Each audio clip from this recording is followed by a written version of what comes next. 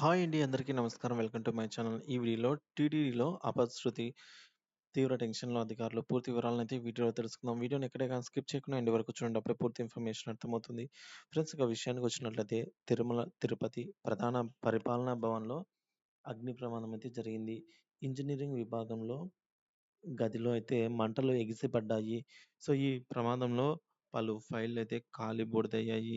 స్థానిక టెంపుల్స్, రోడ్ల నిర్మాణాలకు సంబంధించిన ఫైల్స్‌గా వాటిని గుర్తించారు. ఫైల్స్ మొత్తం పాక్షికంగా కాలిపోయాయి.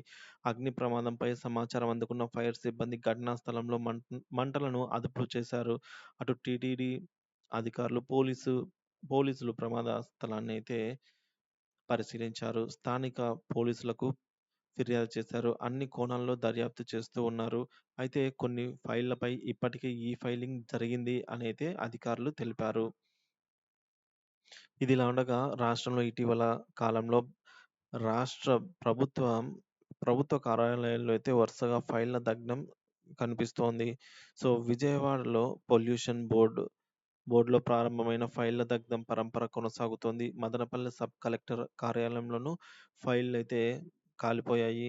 ఆ ఘటన మరవక ముందే ఈరోజు ధవళేశ్వరం ఇరిగేషన్ కార్యాలయంలో ఫైల్స్ అయితే దహనమయ్యాయి. తాజాగా టీటీడీ పరిపాలనా భవన్‌లో కూడా ఫైళ్లు దగ్ధం కావడంతో పలు అనుమానాలైతే వ్యక్తం చేస్తూ ఉన్నారు.